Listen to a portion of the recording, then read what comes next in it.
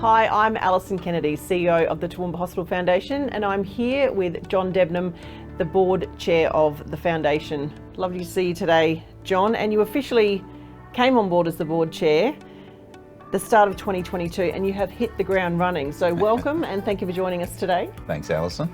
I thought it would be a really good opportunity just to have a chat and talk to you about the vision you have for the foundation and the importance the role of the board plays within the foundation. So if you're okay, we'll chat all about that. Yeah, for sure. Can you share a little bit about your background and what inspired you to apply to be the board chair? Yep, sure. So I had a career in finance, specifically with Suncorp. And Suncorp does a lot here in the Darling Downs region, as you know, and it was already supporting the foundation when I took on my last role. So I got to meet you and see a lot of the work that the foundation does, and I was really impressed. And then the opportunity came a couple of years ago when I retired from Suncorp, and I thought, well, I need to keep myself busy and active in the community. And it was just sort of very good timing that you were looking for a new chair. And I thought, I really like what the foundation does. I think I can make a contribution. So I put my hand up for the role, and here I am. And the foundation board, yourself included, are all volunteers, obviously, but you all play a key part. What is the role of the board, and why is your time and expertise so important, do you think? Yeah, so I think boards in not-for-profit organisations are a bit different to a typical board in a corporate sense. That's not to say that they don't have a lot in common, and the main thing they have in common is the board is responsible for the good governance of an organisation. So I think that's first and foremost most important, and it's unfortunately one of the things that a lot of charities do lack is good governance, and they can get themselves into trouble. So first and foremost, governance. But then the other thing in a not-for-profit environment, to me, is we've all got to pitch in together and help, right? So it's not about the board just sitting aloof from you and the management team and saying, you know, what did you do this month, etc. You know, we need to get in there, pitch in and help. And we've got a really good board group, as you know, with some diverse skills, and my job as chair, I see, is to make sure that all those skills are applied to the benefit of the foundation and to support you and your team. Yes, thank you. And we've already made some really good inroads. You were talking about the governance piece, so tell us a little bit about the achievements and obviously with your lead, how we've actually managed to get the governance really to where it needs to be. Yeah. So in a past life, I was chairman of another charity, Food Bank Queensland, that was, I think, in a similar space to where the Toowoomba Hospital Foundation was when I arrived. And it's very important that you move with the times, and government expectations, regulatory expectations, society's expectations around how any organisation is managed continues to change, and we need to move with that. So that was one of the things that was stressed to me when I joined, and I said, yeah, well, I have been through that process with another not-for-profit. But of course it's a balance. It's very easy to apply all sorts of governance in over an organisation and then nothing happens. So it was just about making sure we've got the right checks and balances in place that actually provides you and your team with comfort and provides the public with comfort that we're doing the right thing. And then beyond that, it's about making sure all the directors are jumping in, using their skills and expertise that they've acquired in whatever they're doing in their other lives, and using it to support you and your team. Yeah. And the foundation is definitely on a journey of shifting how we do things to better impact Darling Downs health. Can you describe our strategic direction and our plans for the future? Yeah.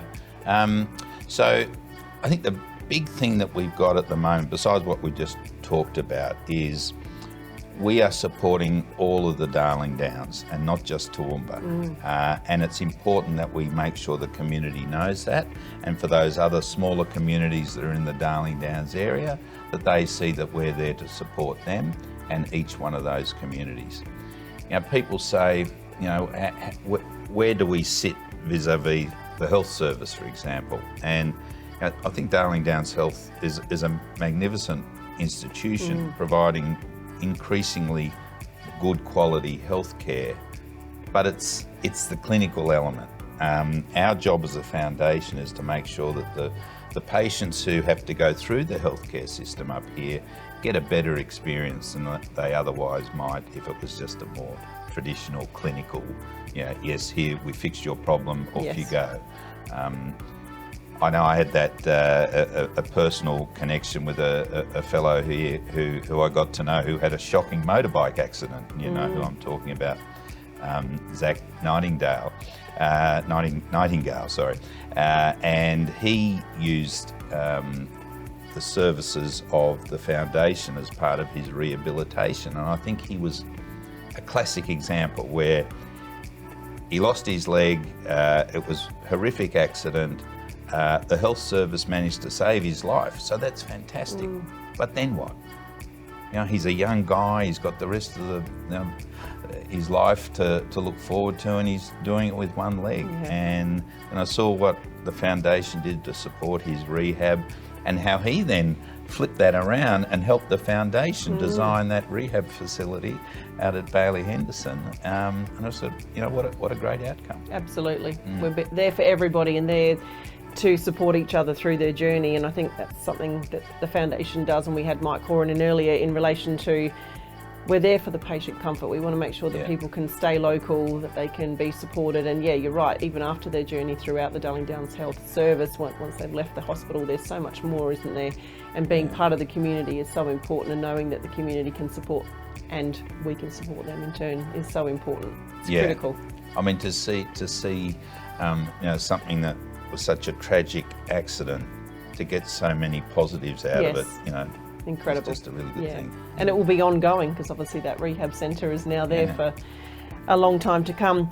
What's your ultimate vision, would you say, for the foundation in your time as our chair, and what do you hope to see us achieve? Well, I'd like to see us be much more present through the entire Darling Downs. I'd like to see us build more diverse and sustainable revenue streams, so that we're not just reliant on the same benefactors who are wonderful and continue to support us. But if we're going to make sure that we are sustainable through all sorts of economic cycles, we want to have good income streams, and you and your team have done a fantastic job there.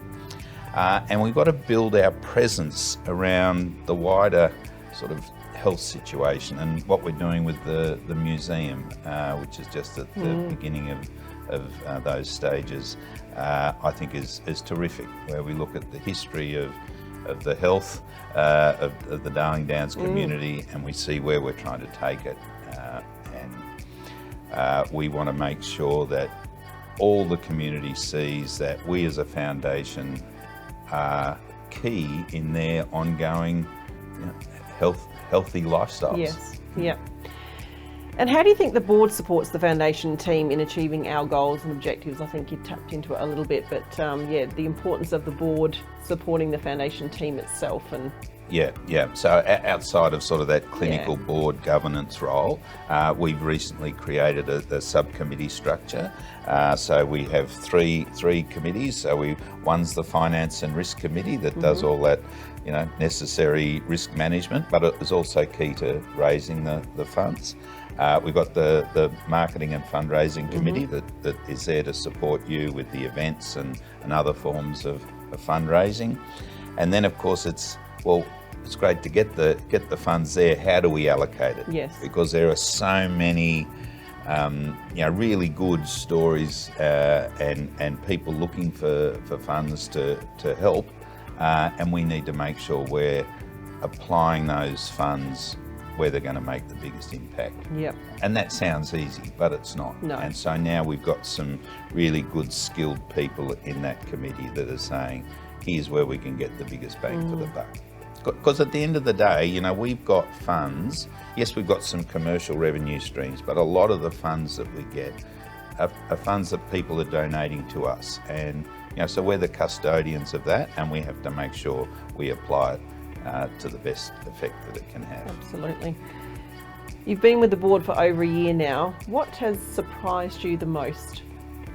What has surprised me the most? Well, from an outsider, yeah, and having that, I guess, look into the foundation as a Suncorp big boss, and April's support and coming to the events and obviously seeing, I guess, the shiny stuff and everything. But has there been anything since being board chair that has surprised you? What has surprised me, and I guess it shouldn't have surprised me, but it has, is just how much people want to help and how much they're willing to contribute. And when you come out of the corporate scene, that can be a bit sort of shareholder focused at times. But when you get into a community like this, and how many volunteers have we got now? It's over 300. It's over huge. 300. And they just all want to help. How can I do more? How can I do more? And I think that's, I knew that was there, but it just surprised me how strong it was. And not just from volunteers, but from you and your team.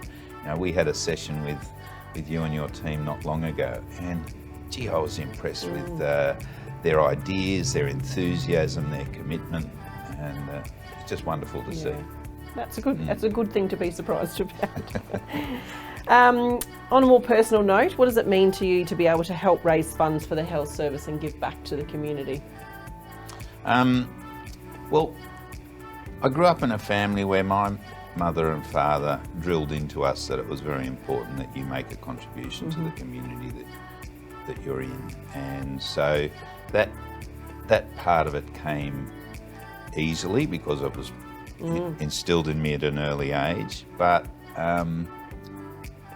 this will sound funny, but it's actually quite a selfish thing to do, because the return you get, the satisfaction you get from making a contribution to help people who need it or just improve the lives of others, it's a fantastic return. And it's easy to get out of bed every morning, isn't it, when you're involved in something? Spot on. So that's what it means to me, just feeling you've got a purpose in life. We all, we've got our jobs, we've got our families we need to look after, but the sense of purpose and satisfaction you get from doing something that you don't have to, but you want to, is terrific. So for you, what does the next 5 years look like? Oh, question without notice. The next 5 years. I just want to continue to make a contribution in a different way than I was able to in my corporate life. So the freedom to work with the foundation, do other community things, so not just here with this foundation, but then also on a selfish basis, spending more time with my wife, who gave up a lot when when I was sort of very heavily involved in the corporate scene. That's good. Want to do a bit of travel as well, and take time to smell the roses that I probably haven't done enough of over the years. Well, it's going to be an exciting journey ahead, not only obviously for your travel and your holidays and spending time. Some of us know that some of us have been on a little holiday, and it makes you appreciate how big the world is and how much people out there in our community and the big wide world need our help as well. It's been a surprising journey for me over the last few weeks, but it makes you feel very blessed to have the roles that we have and to be able to support the people that we do. So thank you for sharing your insights. It's going to be a really exciting journey over the next few years, the new hospital build, the new museum build. So hold on to your hats. It's going to be a fast and fun journey over the next at least 5 to 10 years, and we'll see where that takes us. But thank you for joining us today and for sharing time with us, and thanks for being our amazing board chair that you are, and for all the support that you give us, and for spending time with us today. Thanks, Al, and good to have you back. Thank you.